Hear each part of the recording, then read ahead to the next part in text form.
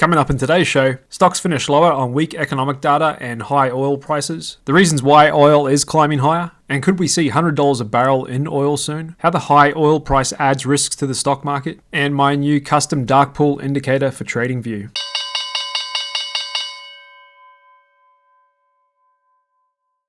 Hey, what's up guys? Welcome back to the Click Capital Daily Market Show. I hope you're all feeling refreshed after a long weekend and Labor Day holiday in America. My name's Jared. I'm going to run you through all the most important news, data and charts from the markets today and get you up to speed on exactly what's going on out there and where the opportunities may lie going forward. And so we started off the week on Wall Street pretty weak here. Apart from some mega cap tech and Tesla being the standout up almost 5%, energy was only the real winning sector on the back of that higher crude price. And while we're seeing oil extend its rally of late, is on the back of the news of two of the world's biggest oil producers, Russia and Saudi Arabia, are making more commitments to slash their production and extending their cuts. And the result of this is we'll bring oil total output to about 9 million barrels a day, which is the lowest level in years. And because we're already near $90 a barrel today, the possibility that we see $100 a barrel this year is very likely, as both Saudi Arabia and Russia have committed to extending their production cuts to the end of the year, and they very could well extend that even further into next year as well. And of course, this could have some political motivations behind it, because it just so happens that the total additional voluntary cuts announced by the Saudis will total 180 million barrels, which is the exact same volume the US chose to release from its Strategic Petroleum Reserve last year. And just looking at the price action in crude oil today, we've broken out clear above this resistance zone I've been watching for a while, on pretty good volume as well, up for the 5th consecutive day. And just taking you out to the weekly chart, we can see here we're in the process of putting in a higher high after that swing high back in early August. And it was only a little over a year ago we were above $120 a barrel, so we very well could reach $100 a barrel in the upcoming months. And for my regular viewers of the channel, you remember me commenting back in the middle of the year saying how it was unlikely oil was going to go below $65 a barrel and stay there for long, as it was being dip bought by many investors, including the Biden administration refilling the Strategic Petroleum Reserve, and Warren Buffett was loading up on oil stocks back then as well. And valuations in the energy sector were pretty cheap, and they still are the cheapest in that sector relative to all other sectors as well. And so you think what the result of higher oil prices is. Not only is oil a huge input into many parts of the economy, industrial production and such, of course it plays into consumers' pockets and their discretionary spending. And more importantly for markets, it keeps upward pressure on inflation and kind of muddies the picture for the Fed and the market as to whether they're done yet in hiking rates. Because the most aggressive rate hiking cycle they've done is still probably going to take another year before it fully plays out through the economy. However, if inflation stays high and even manages to start upticking again because of a higher oil price, then the Fed's going to respond to that immediate inflation data before doing what they really want to do and see how their existing hikes play out through the economy and what sort of damage will be done from it. But as it stands today, the market's still given a slight probability that the Fed is done. We've only got about a 42% chance that they will hike in November, and that decreases from there on out. And the market's giving weight to cuts coming by the middle of next year. And those higher rates are causing some like JP Morgan's quant chief to say that there's a lot that could go wrong in the stock market that investors are not fully appreciating. He said they think there is now a higher likelihood of a crisis over the next 6 to 12 months. He makes mention of higher interest rates, the already strong year-to-date rally, geopolitical tensions with Russia and China, and a possible fading AI rally. Echoing that sentiment is Morgan Stanley's Mike Wilson, who's warning there's too much optimism in US stock prices as the rebound in economic growth is unlikely for the next 6 months. He's saying at current prices, markets are now expecting a meaningful re-acceleration in growth that we think is unlikely this year, especially for the consumer, with aligns with our economists' forecast for slowing PCE growth. And that's the Personal Consumption Expenditures Index. And like we've just been saying, the higher oil goes, the less discretionary spend consumers will have, and they're already kind of tapped out with their credit cards over $1 trillion in debt at the highest rates in over 15 years, and we're already starting to see signs of cracks in the jobs market as well. So the higher oil price just adds fuel to the potential turnaround in sentiment and market psychology in the stock market. And we've still got probably the number one student of market bubbles and crashes out there today, and with the track record to back it up, is Jeremy Grantham, whose investment firm he founded in the 70s manages over $60 billion and has been noted for calling the bubble in 2000 and in 2007, in addition to others, and has been watching and studying the markets his whole life, currently at the age of 84. Puts it eloquently when he says, in the end, life is simple. Low rates push up asset prices. Higher rates push asset prices down.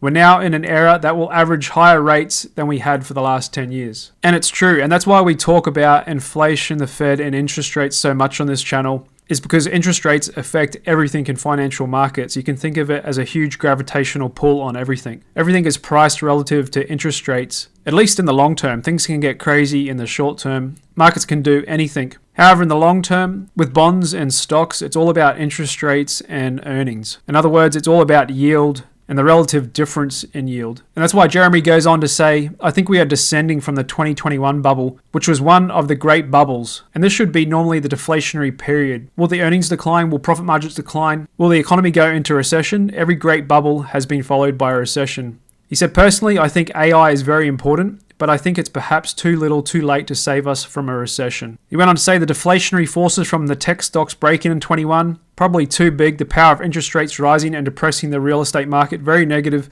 slow-moving influence. I suspect that they will once again dominate, and we will have a recession running perhaps deep into next year and an accompanying decline in stock prices. And I too share the same sentiment as Jeremy in the long run and agree with him that everything bubble that's so obvious on many charts, including the S&P 500 here, which we're looking at a long-term 3-month chart, that era after the GFC of super low rock bottom interest rates and the Fed with their new experimental quantitative easing programs, aka printing trillions of money out of thin air to pump into the market, has resulted in this huge bubble. However, now we're going from a period of low interest rates and quantitative easing to a period of higher interest rates, inflation, and quantitative tightening. So while in the short term the stock market has some momentum when we still may break out to new all-time highs and even potentially see 5,000 on the S&P 500, there's a lot of probabilities that we do see a recession at some point over the next year. And that should cause a further contraction in earnings, and stock prices will have to converge with that reality at some point. Over to economic data out today, and there wasn't too much to speak of. We did get that weaker data out of China with their services sector, with the lowest reading in 8 months. Also out of the Eurozone, their output as well. We can see that in their services PMI, all deepening in contraction zones. So you could kind of divide the world into 4 major economic centers. You've got North America, Europe, China, and Japan. And you basically got China and Europe contracting. Japan's kind of soft, going a bit sideways, and America's kind of just been hanging in there this year. However, the rest of the world is starting to diverge further away from America, which has been the exceptional outperformer for many years now, but is becoming a bit more isolated in terms of performance in recent times. And so the American economy may join the rest of the world in getting a bit more softer as well. Looking out the week ahead, we got some PMIs coming from America on Wednesday. Thursday, we got GDP out of Europe, along with the weekly jobless claims. Then going into Friday, we got some more inflation data coming out of Germany and China. Stock market's really hoping we see fresh year-to-date highs soon. The fear and greed index back in the greed zone, and pretty soft start for the options market, just 31.4 million contracts traded.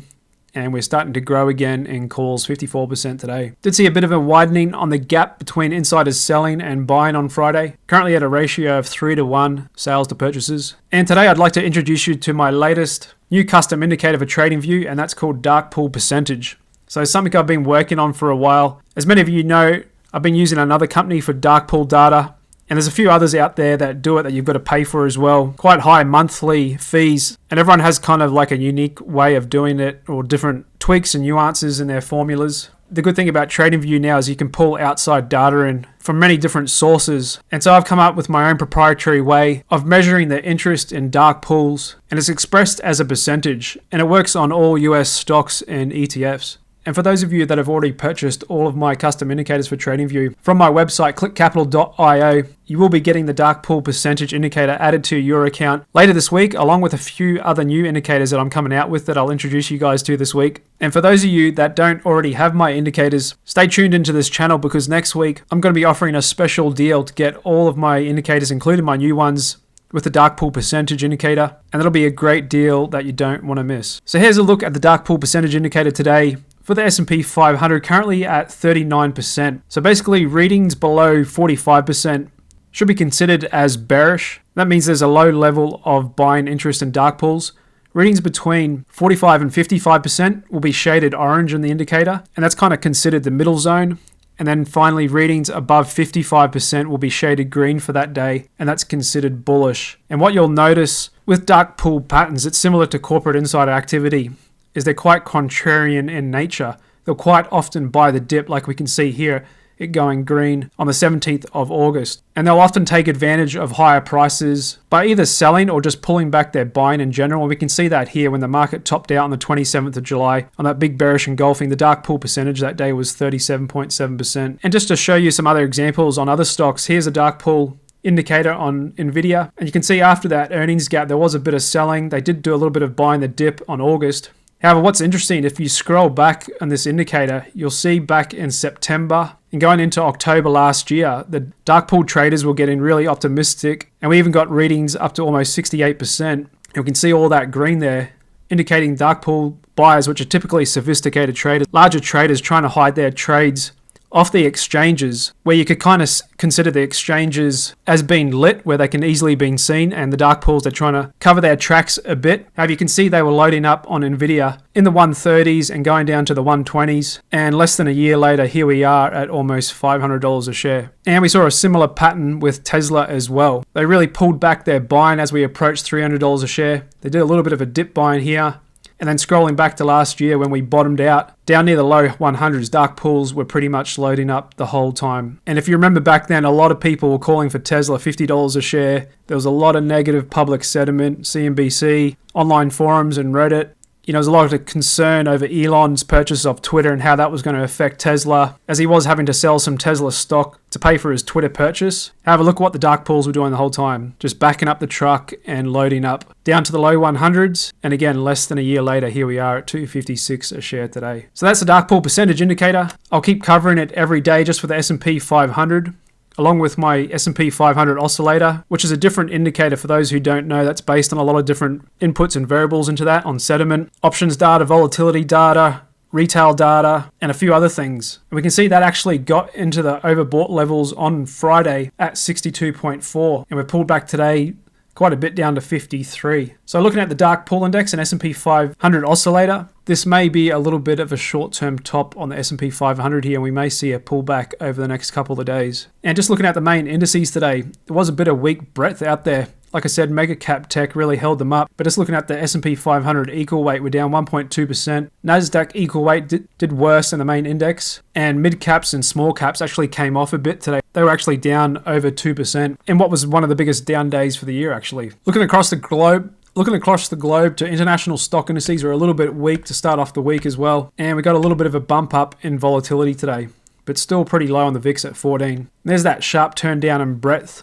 Now 43% of stocks above their 20-day average. Pretty weak in the medium term here, with 36% of stocks above their 50-day average. And just a little over half of all stocks trying to hang on to their long-term 200-day average. But there we are again with a bit of a bump up in the amount of stocks making new lows versus new highs, 67 to 40 on the NYSE, and 77 stocks making new lows versus 38 new highs on the NASDAQ. So we are seeing a little bit of a deterioration in breadth here. However, those mega cap tech stocks are still holding up the spreads of growth versus defensive sectors. Growth versus value stocks almost at year-to-date highs, and a bit of a pullback in small caps versus big caps, but still in this big support zone we've been watching. And there's a spread of gold versus treasuries breaking out to new all-time highs today, and a little bit of a bump up again in inflation expectations. And that higher oil may have helped government bond yields bump up a bit today, with the 10-year now at 4.26%, adding further pressure to bond prices and TLT, and even got a bit of a turn down in high yield, now below its 50-day VWAP. And that higher crude is in the face of a higher dollar, which is typically a headwind for commodity prices priced in dollars. And it looks like the dollar index is breaking out again today, now coming up to this big resistance zone at 105. There's Bitcoin still looking soft. And look at that, the commodity index tracking fund DBC breaking out to fresh multi-month highs. And even gold holding up pretty well here, going sideways considering a higher dollar. You can imagine when the dollar pulls back, that might give gold a bit of a bump up towards these all-time highs. There's cost of food as well, still uptrending in agricultural commodities. And over to stock sectors, the winner again today, the cannabis ETF that I've been following and invested in, is MSOS.